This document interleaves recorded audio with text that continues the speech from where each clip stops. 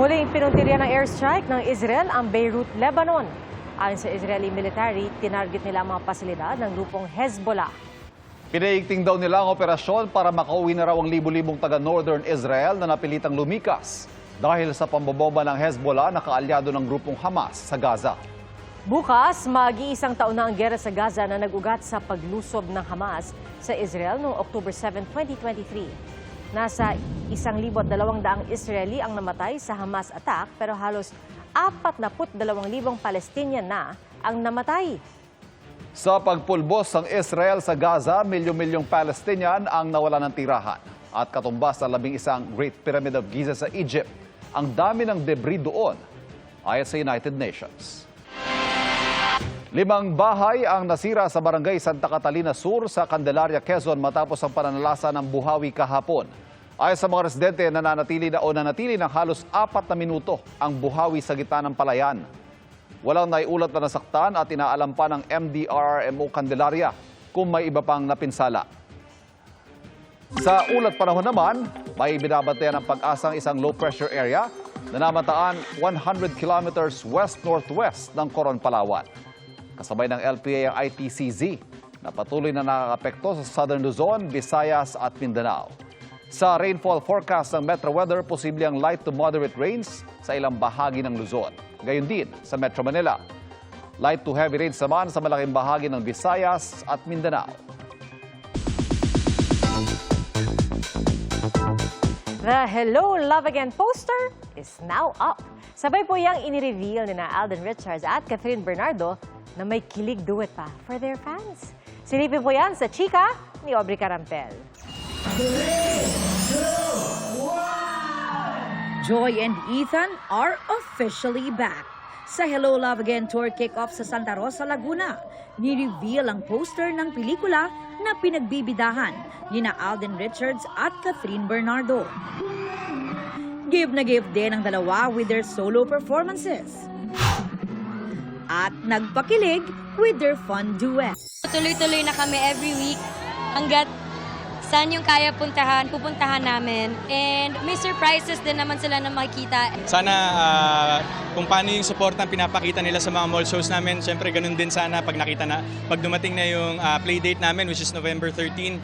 Looking forward na rin daw sina Alden and Kath sa reveal next week ng official trailer ng pelikula na collaboration ng Star Cinema at GMA Pictures. Hello? Sa mapanakit na viral teaser, marami ang naintriga sa tila pagbabago ng karakter ni Kath na si Joy. Marie. Joy is gone. Yun yung question na iniiwan ng mga materials namin What really happened? Masasagot yung ibang questions nila. So, konting hintay na lang. Aubrey Carampel, updated sa showbiz happenings. Abot sa 2 milyong pisong halaga ng sibuyas ang nasabat sa Port of Manila. Walang sanitary and phytosanitary import clearance ang 25,000 kilo ng sibuyas galing China.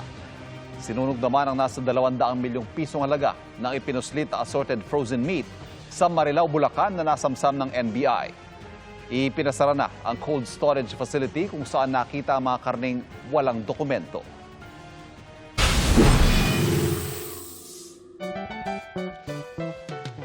Suwak na yung Bermans, ang pinakabagong pasyalan sa isang mall sa Quezon City na tinaguriang largest indoor amusement playground. We can do this sa pagtutok ni Katrina Son. Naughty Castle na may malawak na ball pit. Highest indoor slide na nasa 9 feet ang taas. At trampoline park na may iba't ibang klaseng activities. Ilan lang ito sa mga aktibidad sa tinaguriang largest indoor amusement playground sa Quezon City na binuksan sa isang mall. Si Charmaine at kanyang pamilya, isa sa mga maagang namasyal dito. Mas malawak po ito Tsaka maraming mga games na pwedeng gawin. Sulit na sulit po. Dito naman naisipan na mag-birthday ng 12 years old na si Rania. Maraming activities and it is fun and maraming mga things that you can try. Ang mga magkaklaseng ito naman, kasamang ilan sa kanilang mommies, dito naisipang mag-playdate.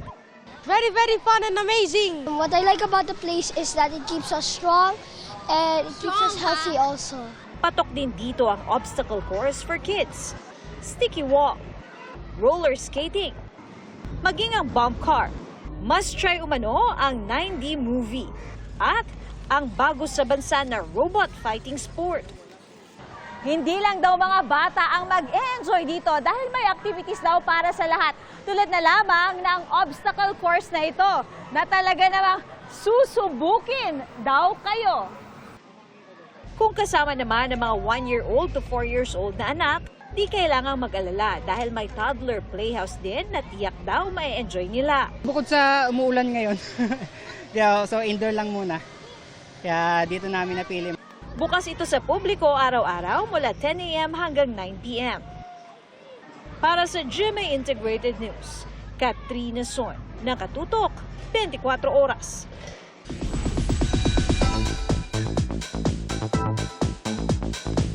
Buenas po ang bungad na October para kay Widow's War star Bea Alonso. Na-launch na ang luggage line ni Bea at full support ang kanyang co-star na si Carla Abellana. Birth month din ni Bea at ang wish niya ay makapag-travel with her mom. Sa ngayon, busy pa si Bea sa taping ng Kapuso Murder Mystery Drama Series na Widow's War. At pasabog daw ang twist and turns ng serye na dapat tutukan ng mga viewers. Nagsama-sama ang mga young at heart na Philo Livies para sa sold-out Manila Silver Star Show ni Philam popstar Olivia Rodrigo kagabi. I believe this is the biggest show I've ever played in my whole entire life.